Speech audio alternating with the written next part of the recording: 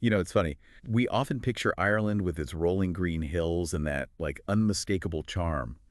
But that image of Ireland, it's so closely tied to a history that's, well, way more turbulent than those peaceful landscapes might suggest.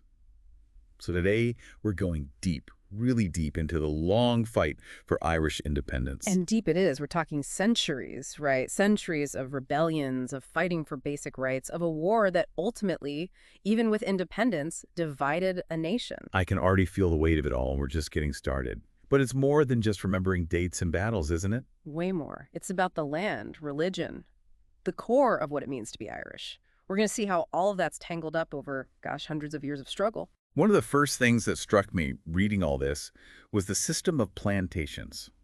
I gotta admit, the word itself sounds kind of harmless for what it actually was. Right. Plantations, you think of peaceful farms, crops. The reality was anything but. Imagine being forced off the land your family's worked for generations. Your ancestral home just got gone.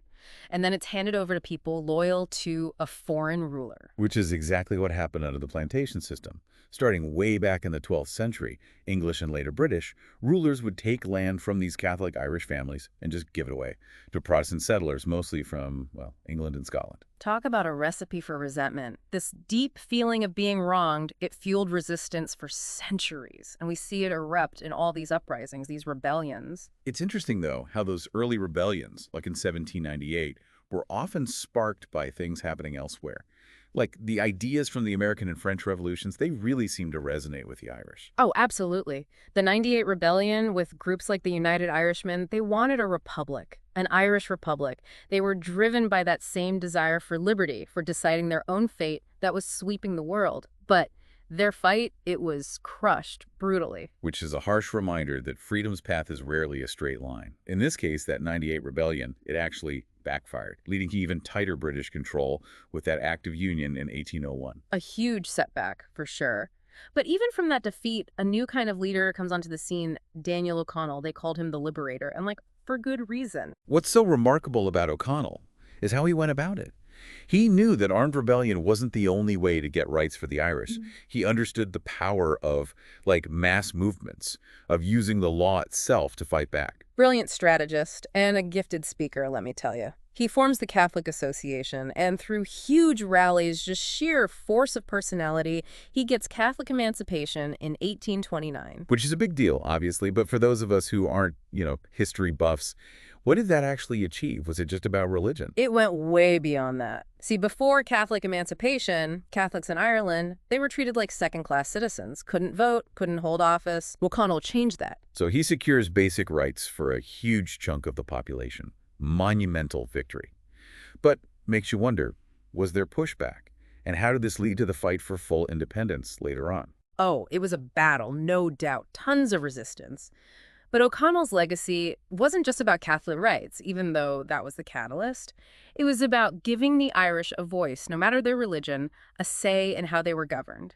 He paved the way for a much bigger fight. And this is where our deep dive, it takes on a much darker tone. Because even with these steps towards equality, there's a tragedy on the horizon, the Great Famine.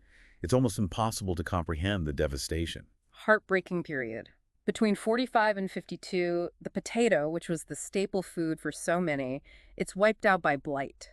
And to make matters even worse, Ireland was actually exporting food during this time. See, that just adds another layer to it, doesn't it? A natural disaster is one thing, but having food shipped away while your people are starving, that's where the feeling of injustice becomes even more deeply rooted. Exactly. The famine, tragic on its own, became this symbol of British misrule in the eyes of many. Fueled that feeling of abandonment, of betrayal, that would shape the independence movement for decades. It's like, wow, the Great Famine, it really shifted things, didn't it? There's that saying, the darkest hour is just before the dawn. People must have started asking some hard questions, about their place in the UK. You said it. The famine was a turning point, no question. All those existing tensions, they boil over. It's not just about rights within the system anymore. People want a clean break, their own country. And so we get to the late 1800s, which, reading these sources, feels like a tinderbox. Secret societies, uprisings, it's like we've gone from polite requests to, well, something way more volatile. The whole landscape of resistance changes. You've got the Young Irelanders in 48, then later the Fenian Brotherhood. Both want complete independence, done with British rule. And they're willing to fight for it, literally. And their methods, while more extreme, it's like they built on what came before. Not just spontaneous anger, but actual strategy, organization. Exactly. The Fenians, they were smart. Drew inspiration from the diaspora, the Irish in America, many who'd left during the famine. They knew you needed resources, networks, support from other countries even. Laying the groundwork, even if they couldn't win right then. You got it. Each of these uprisings, they failed to kick out the British, sure, but they kept the idea of rebellion alive.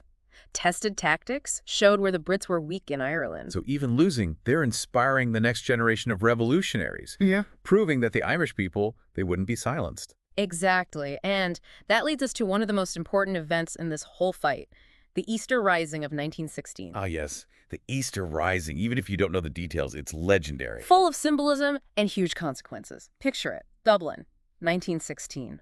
World War I is raging, and this small group of rebels, many of them writers, poets, they decide to make a move. They take over key spots in Dublin, the General Post Office, and declare an Irish Republic. Talk about a power move. To challenge the British Empire during a world war, it seems crazy. Calculated risk for sure. They knew they probably couldn't win militarily, but they understood how powerful symbols are, catching the imagination, getting the world's attention. And how did the British react to this? I'm guessing not well.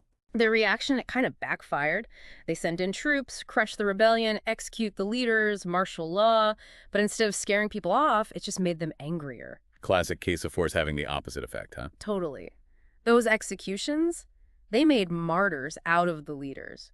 Public opinion, which had been split before, it swung right behind the rebels. So, the Easter Rising, a loss on the ground, but a win in the hearts of the people. It set the stage for, well, just a few years later, a full-blown war of independence. So many turning points. But the Easter Rising, it really feels like things changed for good. You know, like the spirit of, I don't know, of enough is enough that had been building and finally broke through. And that, my friend, is what set the stage for the War of Independence. A real test for both sides, the Irish and the British. No more messing around. From what I'm reading, this wasn't just symbolic anymore, right? This was a whole different level of fighting for their own country. Absolutely. 1919 to 1921, the IRA, the Irish Republican Army, they fought a seriously effective guerrilla war against the British. Hit and run, using their knowledge of the land. And they had some sharp minds leading them, too. Michael Collins, he seems like he was crucial. Like, our sources describe him as this brilliant strategist, almost like a modern revolutionary. Collins, yeah, he was key to organizing the IRA. He knew they had to be smart. Gather intelligence, use propaganda, hit the British where it hurt. But even with those successes, I mean, war is brutal. The cost must have been huge, I imagine. Huge is an understatement. It was a bloody, brutal time. Casualties on both sides. Left its mark on Ireland, that's for sure. A reminder that freedom isn't free. And finally, in 1921, they signed the Anglo-Irish Treaty. But reading this, it's like winning came with a whole other set of problems, didn't it? Funny how that happens, right? You fight so hard, but victory is complicated. The treaty, it gave Ireland some independence called the Irish Free State, part of the British Commonwealth still, but it also divided the island. Meaning after all that fighting for a united Ireland, 6 counties in the north, mostly Protestant and wanting to stay with Britain, they became Northern Ireland. That's rough, to go through so much and still not get the whole dream. Partition, it was deeply unpopular with many, and it caused problems for decades. Even within the independence movement, people were split on whether the treaty was a good thing. And that division, it explodes into the Irish Civil War, which some argue was even worse than the fighting against the British. Shows you that sometimes getting your own country is just the first step in a long, messy process, you know. For sure. This whole story of Irish independence, it's bittersweet. Triumph, tragedy, compromises. It makes you think about what it means to belong, to be free. As we wrap up this deep dive, gotta say, I'm in awe of the Irish people, what they went through. It shows you the power of never giving up, Yeah. of a nation that was determined to control its own fate, no matter what. And maybe that's the biggest takeaway. Fighting for freedom, it's rarely simple. There's good times and bad, unity and division. But it reminds us that history, it's not just dates and